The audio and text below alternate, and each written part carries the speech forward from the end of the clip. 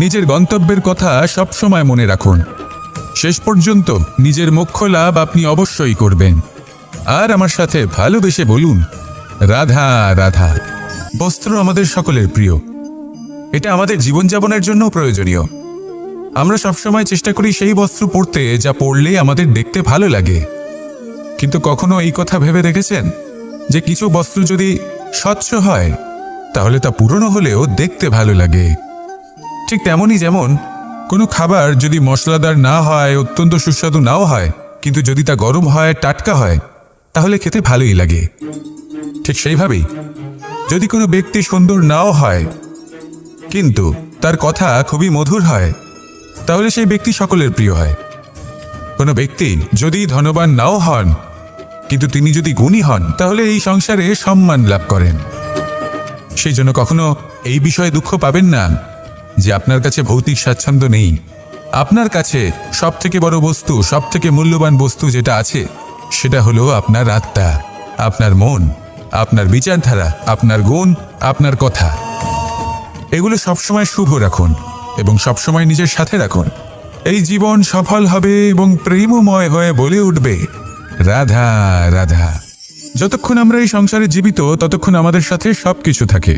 আমাদের ধন, সুখ স্বাচ্ছন্দ্য, আমাদের মিত্রগণ, আমাদের পরিবার, এই সমাজ, এই সবকিছু আমাদের সাথে থাকে। যেদিন আমরা এই সংসারকে ত্যাগ করব, এদের মধ্যে কেউ আমাদের সাথে যাবে না।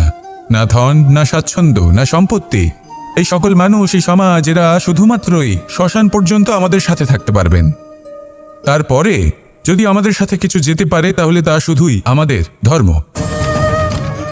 আর এই সংসারে আমরা নিজেদের যে সুনাম রেখে যাই সেটা সম্ভব শুধুমাত্র কর্মের দ্বারা। সেই জন্য সংসারে যতদিন পর্যন্ত জীবিত আছেন, যদি কিছু অর্জন করতে চান তাহলে ধর্ম অর্জন করুন, ধর্মের বিষয়ে স্পষ্টতা অর্জন করুন এবং কর্ম অর্জন করুন। এটাই হবে আপনার অতীত এবং এটাই হবে আপনার ভবিষ্যৎ, এবং এটাই সকলকে প্রেরণা প্রদান করবে। আসুন আমার সাথে ভালোবেসে বলুন, রাধা রাধা। আমরা সকলে শক্তি অনুভব করতে চাই। এবার যদি আপনাকে জিজ্ঞেস করা হয় যে সবথেকে বেশি শক্তির অনুভব কোথা থেকে করা সম্ভব, তখন কেউ কেউ বলবেন পুষ্টিকর আহার গ্রহণ করলে, ব্যায়াম করলে, কেউ বলবেন ধন লাভ করলে, বন্ধুদের থেকে, পরিবারের থেকে, আদি ইত্যাদি। এইভাবে আপনি শক্তির অনুভব অবশ্যই করতে পারেন, কিন্তু সবথেকে বেশি শক্তির অনুভব যদি আপনি করতে চান তাহলে তা পাবেন শুধু একতার দ্বারা, সংগঠনের দ্বারা। যদি আপনাকে উদাহরণ দিই, নিজের এই হাতটাকে দেখুন, 5টা আঙুল রয়েছে। কোনো একটা বস্তুকে নিজের একটা আঙুল দ্বারা তুলে ধরার চেষ্টা করে দেখুন, বড়ই কষ্ট হবে।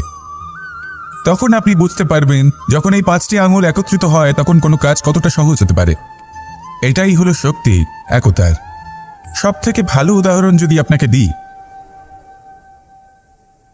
তাহলে বাঁশি। এই বাঁশি থেকে অত্যন্ত মধুর সুর নির্গত হয় যা সবার মন প্রসন্ন করে দেয়। এই কথা সত্যি, কিন্তু এই বাঁশি আমি 1টা বা 2টো আঙুল দিয়ে বাজাতে পারবো না। আমাকে প্রত্যেকটা আঙুল ব্যবহার করতেই হবে, তবেই এর থেকে মধুর সুর নির্গত হবে যা সকলকে প্রসন্ন করবে, ঠিক কিনা?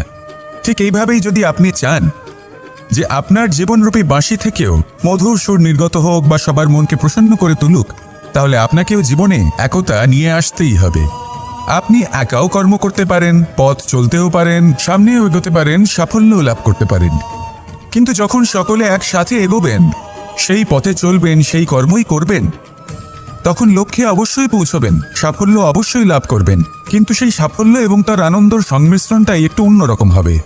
তাই জীবনে ঐক্যবদ্ধ হন, একসাথে মিলে এগোতে থাকুন, আর আমার সাথে ভালোবেসে বলুন, রাধা রাধা। অনেক সময় আমাদের মনেই ভাবনা আসে যে আমাদের নিরীহ স্বভাবের সুযোগ নিয়ে এই সংসারের মানুষ শুধু আমাদের দুঃখই দেয়। কতবার এমন মনে হয় যে আমরা সবাইকে সাহায্য করার জন্য এগিয়ে যাই আর সকলে আমাদেরই দোষ দেয়।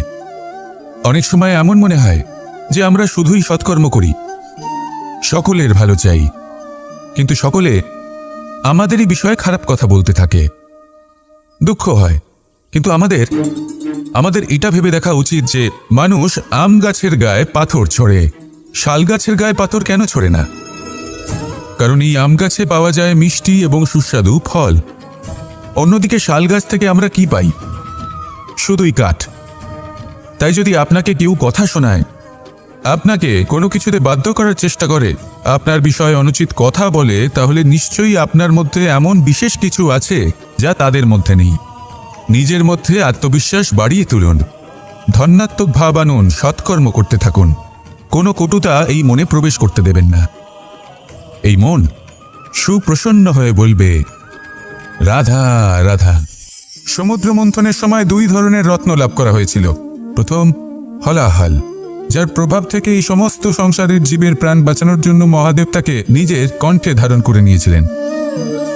আর দ্বিতীয় অমৃত, যেটা কিঞ্চিত পরিমাণ মাত্রায় পাওয়া গেছিল। কখনো কখনো জীবনে এমন কোনো বস্তু যা আপনি প্রয়োজনের থেকেও অনেক বেশি মাত্রায় ভোগের জন্য লাভ করে থাকেন, তা আপনার জন্য বিষ প্রমাণিত হতে পারে।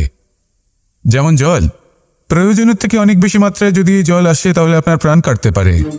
কিন্তু পরিশ্রমের পরে 1 পাত্র শীতল জল দ্বারা আপনি যদি স্নান করে নেন, তাহলে তা আপনার শরীরের জন্য অমৃত হবে। পরিশ্রম করার পরে যদি আপনার শরীর 1 পাত্র খাবার লাভ করে, তাহলে তা আপনার শরীরের জন্য অমৃত। কিন্তু যদি কোনো পরিশ্রম না করেই আপনি দিনরাত শুধুই খাবার গ্রহণ করতে থাকেন, তাহলে আপনার কাছে তা বিষ সমান। বিষ এবং অমৃত গ্রহণ করাটা আপনার উপরে নির্ভর করছে। কোনো বস্তু আপনার পক্ষে বিষও হতে পারে, আবার অমৃতও হতে পারে। নির্ভর করছে যে আপনি সেটা কিভাবে ব্যবহার করছেন, কতটা মাত্রায় ব্যবহার করছেন। আসুন আমার সাথে ভালোবেসে বলুন, রাধা রাধা। মানুষের জীবন বড়ই বিচিত্র হয়। যেই মুহূর্তে জন্ম নেয় একটা প্রতিস্পর্ধায় প্রবেশ করতে থাকে। মানুষ জন্ম নেয় আর প্রতিস্পর্ধা শুরু হয়ে যায় ভাই এবং বোনের মধ্যে সর্বশ্রেষ্ঠ হবার, সবার থেকে এগিয়ে থাকার। তারপরে সে যায় গুরুকুলে, নিজের বন্ধুদের মধ্যে সর্বশ্রেষ্ঠ হওয়ার প্রতিস্পর্ধা শুরু হয়। এবার সেখান থেকে বাইরে বেরিয়ে সংসার জীবনে প্রবেশ করে ধন উপার্জনের প্রতিস্পর্ধা শুরু হয়। তা সে যুদ্ধই হোক বা কলা হোক, এই প্রতিস্পর্ধা কখনোই আমাদের পিছু ছাড়ে না। তাই যদি প্রতিস্পর্ধা করতেই হয়, তাহলে আমরা মানুষকে সাহায্য করার প্রতিস্পর্ধা কেন করব না? এমন এক প্রতিস্পর্ধা যাতে যে কেউ জিতুক বা যে কেউ হারুক না কেন, লাভ সকলের হবে। সকলের মধ্যে প্রেম বিতরণ করতে থাকুন, এইভাবেই আনন্দ বিতরণ করতে থাকুন। আর আমার সাথে ভালোবেসে বলুন, রাধা রাধা। এবার এই পুরুষার্থের বিষয়ে আপনারা অবশ্যই শুনেছেন। মোক্ষ, চতুর্থ পুরুষার্থ।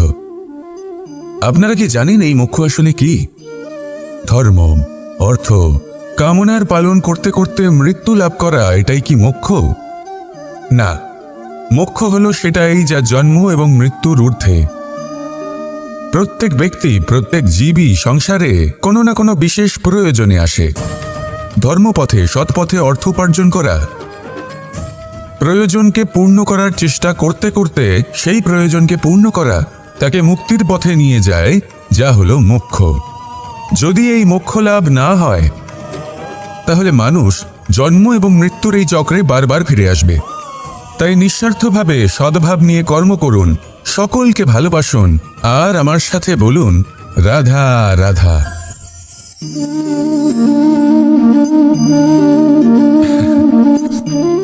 ঘুমের মধ্যে আমরা বিভিন্ন ধরনের স্বপ্ন দেখি, কিছু সুখের, কিছু দুঃখের, কিছু অত্যন্ত ভয়ানক। কিন্তু সত্যি কথা বলতে এর উপর আমাদের কোনো নিয়ন্ত্রণ নেই। কিন্তু আমি এমনও কিছু ব্যক্তিকে দেখেছি যারা খোলা চোখে স্বপ্ন দেখেন এবং তা যাপন করেন। নিজেদের একটা আলাদা স্বপ্ন নগরী আছে ওনাদের, সেখানেই জীবনযাপন করেন। আসল বাস্তবটা কি তাতে ওনাদের কিছুই যায় আসে না। এমন কিছু মানুষ আছেন যাদের কাছে বিন্দুমাত্র জ্ঞান নেই, সে না হয় ঠিক আছে, কিন্তু জ্ঞান এমনভাবে প্রদান করবেন যে মনে হবে সংসারের সমস্ত জ্ঞান তাদের কাছেই রয়েছে। এমন কিছু মানুষ আছেন যারা ভালোবাসতে জানেন না, আর তাও আমি মেনে নিলাম। কিন্তু কথা এমনভাবে বলবেন তাতে মনে হবে যেন প্রেমের বিষয়ে সবকিছু শুধুমাত্র ইনিই জানেন। এবার আমি এমন কথা অবশ্যই বলছি না যে আপনি এরকম করেন, কিন্তু যদি কোনো ব্যক্তি এরকম করেন, তাহলে তার এটা মাথায় রাখা উচিত যে সেই ব্যক্তি অন্য কারোর সাথে নয়, নিজের সাথে অনুচিত করছেন। কারণ এমন কাজ করে উনি নিজের দোষ, নিজের অপগুণ সংসারের কাছে নয়, নিজের কাছে লুকোচ্ছেন। আপনি যদি নিজেকে বুঝতে না পারেন, সম্পূর্ণরূপে নিজেকে আকলন না করেন, নিজের অপগুণ, নিজের দোষ পূর্ণরূপে না বুঝতে পারেন, তাহলে এটা কি করে বুঝবেন যে নিজেকে কিভাবে শুধরে নিতে হবে? আপনাকে নিজের সত্য স্বীকার করতেই হবে, তারপরেই আপনি নিজেকে পরিবর্তন করতে পারবেন। তাহলে স্বপ্নে নয়, বাস্তবে বাঁচুন, আনন্দে বাঁচুন, আর আমার সাথে ভালোবেসে বলুন রাধা রাধা। ইচ্ছে বড়ই বিচিত্র জিনিস। এই ইচ্ছে যদি তা পূর্ণ না হয় তাহলে তা ক্রোধকে জন্ম দেয়, যদি তা পূর্ণ হয় তাহলে লোভকে জন্ম দেয়, যদি সময়ের মধ্যে পূর্ণ না হয় তাহলে শোককে জন্ম দেয়, আর যদি সময়ের পূর্বেই পূর্ণ হয়ে যায় তাহলে অহংকারকে জন্ম দেয়। সকলের ইচ্ছে থাকে, আপনারও অবশ্যই থাকবে, তা অবশ্যই পূরণ করবেন। কিন্তু একটা কথা মনে রাখবেন, আপনার এই জীবন এটা কোনোভাবেই আপনার ইচ্ছে পূরণ করার মাধ্যম নয়। এ হলো ধৈর্য সাধনের এক মাধ্যম, নিয়ন্ত্রণ করার এক মাধ্যম। নিয়ন্ত্রণ নিজের কামনার ওপর, নিজের ইচ্ছের ওপর, নিজের আবেগের ওপর। কারণ ইচ্ছে এটা হলো সেই অশ্বের মতো যা একবার লাগাম ছাড়া হয়ে গেলে আপনার হাত থেকে যদি এই লাগাম বেরিয়ে যায় তাহলে তা আপনাকে সোজা বিনাশের পথে নিয়ে যেতে পারে। কিন্তু যদি আপনি একে নিয়ন্ত্রণ করতে পারেন তাহলে এটা আপনাকে সাফল্যের শিখরে অবশ্যই পৌঁছে দিতে পারে। তাহলে ইচ্ছেগুলিকে নিয়ন্ত্রণ করুন আর আমার সাথে ভালোবেসে বলুন রাধা রাধা। খুব সুন্দর একটা কাহিনী আছে। একবার এক ব্যক্তি নিজের অসফলতার জন্য ত্রস্ত হয়ে সময় দেবতার তপস্যা করতে বসলেন। উনি তপস্যা করলেন এবং সময় দেবতা প্রসন্ন হলেন, মানুষের রূপ ধারণ করে ওনার সামনে প্রকট হলেন। এবার সেই ব্যক্তি ওনাকে জিজ্ঞেস করলেন যে কি এমন আছে যার জন্য আপনি বারবার জয়ী হন আর আমি চিরকাল পরাজিত হয়ে থাকি?